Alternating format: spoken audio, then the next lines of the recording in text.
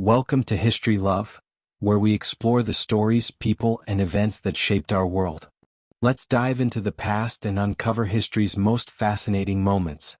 Gaza, a land caught between nations, 1948 to 1967. 1948 to 1959. The All-Palestine government, a nation without sovereignty. The year 1948 marked a turning point in Middle Eastern history. The creation of the State of Israel led to war, displacement, and the redrawing of borders. The once diverse lands of Palestine were fractured.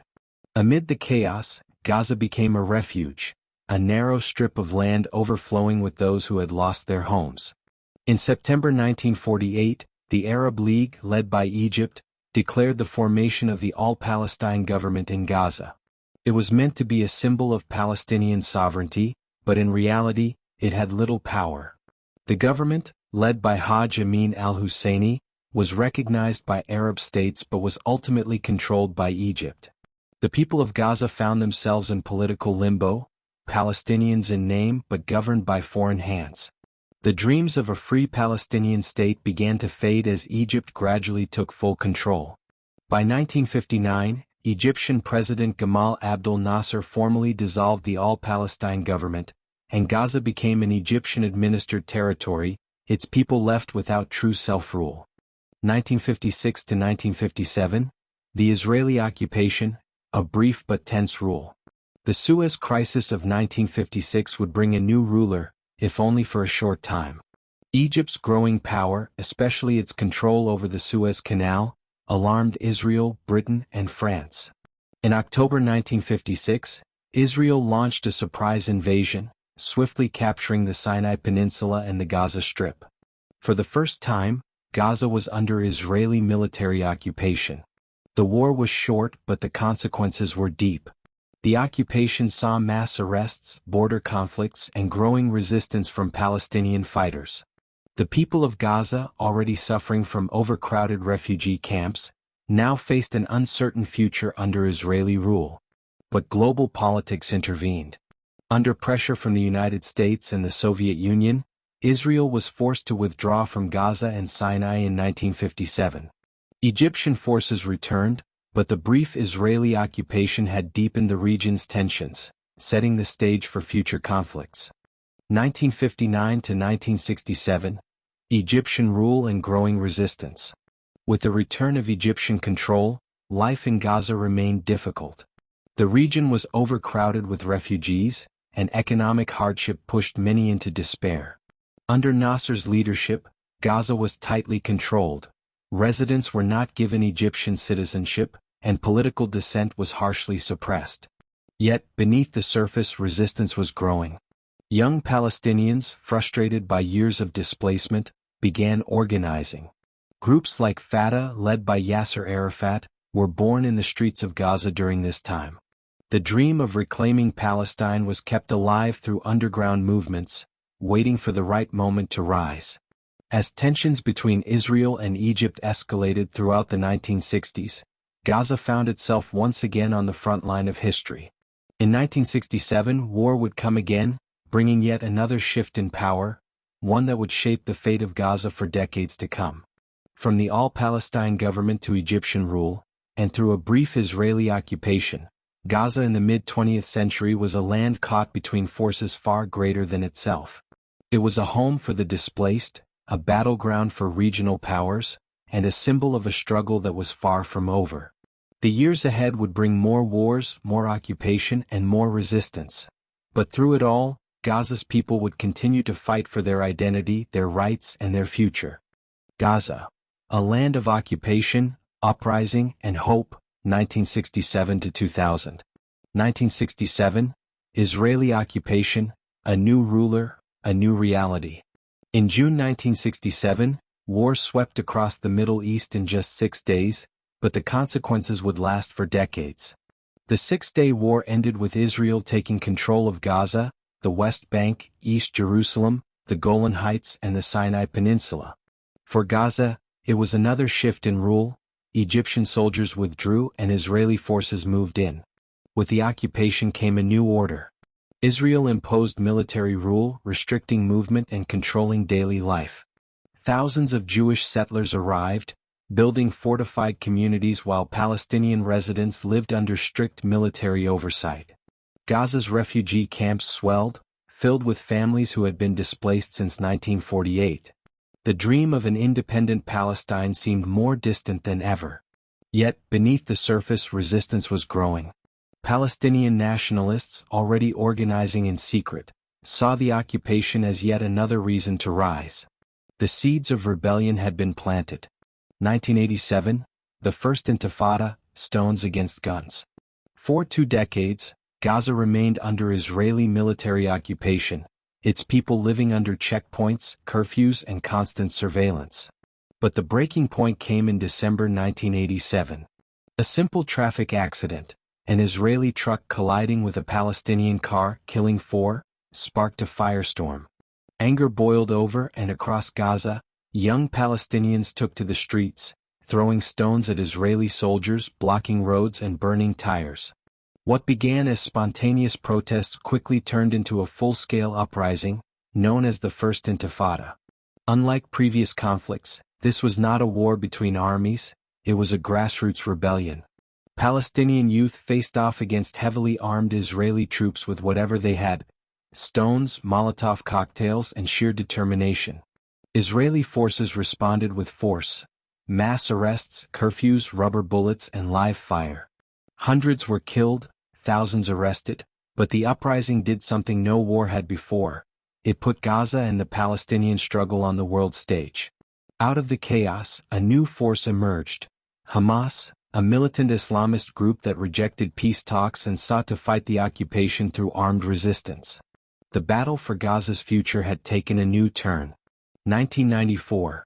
Gaza under Palestinian Authority, a step toward freedom? The First Intifada pushed the world to act. Years of protests and bloodshed led to negotiations, and in 1993 the unthinkable happened. Israeli Prime Minister Yitzhak Rabin and Palestinian leader Yasser Arafat shook hands in front of the world, signing the Oslo Accords. In 1994, Israel partially withdrew from Gaza, handing control to the newly formed Palestinian Authority (PA). For the first time, Palestinians had some form of self-rule. Arafat returned to Gaza as its leader, and hope filled the air. But the transition was far from smooth. Israeli settlements remained, with thousands of settlers still occupying strategic land. The economy struggled as checkpoints and border closures restricted trade and movement. Violence between Palestinian factions and Israeli forces continued, with Hamas opposing the peace process and carrying out attacks. Freedom had been promised, but true independence was still out of reach. Gaza remained a prison with new guards, this time, a mix of Israeli oversight and Palestinian governance. 2000, the Second Intifada, hope crushed, war returns. The fragile peace collapsed in September 2000 when Ariel Sharon, a controversial Israeli politician, visited the Al-Aqsa Mosque in Jerusalem. Palestinians saw it as a provocation and protests erupted. But unlike the First Intifada, this one quickly turned into all-out war. The Second Intifada was bloodier, deadlier, and more devastating than the first. Suicide bombings, Israeli airstrikes, tank invasions. Gaza became a war zone. Hamas and other militant groups launched attacks on Israeli forces and civilians, while Israel responded with assassinations, mass arrests, and military incursions. Unlike the stone-throwing rebellion of 1987, this time guns, bombs, and missiles filled the skies. Thousands were killed, and any hope of a peaceful future shattered. By the end of 2004, Yasser Arafat was dead, Hamas had gained more power, and Gaza was once again on the brink of another transformation. The fight was no longer just about occupation, it was about survival, identity, and the future of a people caught in an endless cycle of war and resistance. From 1967 to 2000, Gaza lived through occupation, uprisings, and fragile hopes of peace. It had changed rulers but never its fate. The people of Gaza remained trapped, between nations, between wars, between dreams of freedom and the reality of conflict. And as history moved forward, one thing remained certain: the struggle was far from over. Gaza. Withdrawal, civil war, and isolation, 2005 to 2008. 2005. Israel's unilateral disengagement, a new beginning or a new crisis. In August 2005, Israel made a historic decision.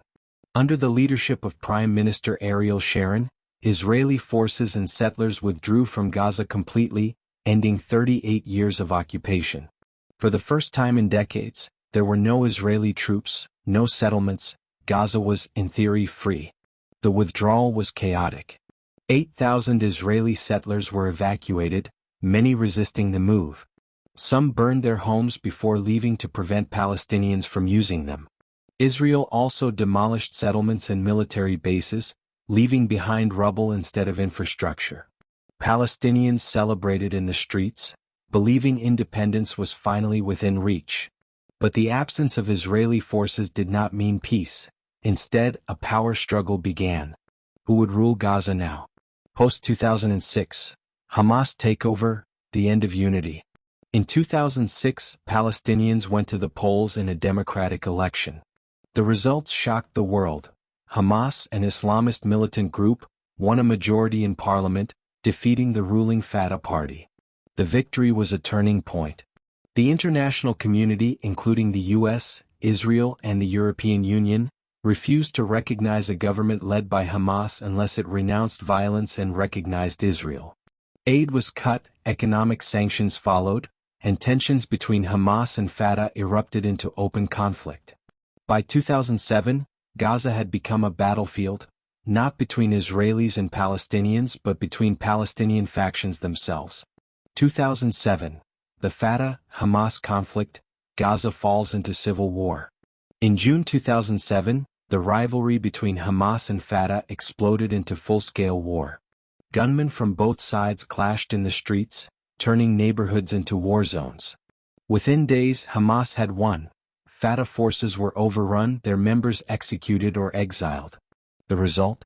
Gaza was now entirely under Hamas control, while the West Bank remained under the Palestinian Authority, led by Mahmoud Abbas of Fatah. The once united Palestinian government was now split in two. In response, Israel and Egypt imposed a blockade on Gaza, restricting movement, trade, and supplies. Gaza, already suffering, became even more isolated. 2008, Egyptian border barrier breach, a desperate escape. With the blockade tightening, supplies in Gaza ran dangerously low. Food, fuel, and medicine became scarce. In January 2008, in an act of desperation, Hamas fighters blew up the Egyptian border wall at Rafah, creating a massive breach. Tens of thousands of Palestinians flooded into Egypt, searching for food, medicine, and fuel. Some simply wanted to escape the suffocating conditions of Gaza, if only for a moment. Egypt, caught off guard, struggled to control the crowds. But within weeks, the border was sealed once again and Gaza remained trapped, physically, politically, and economically. Between 2005 and 2008, Gaza went from an occupied territory to an isolated, war-torn enclave.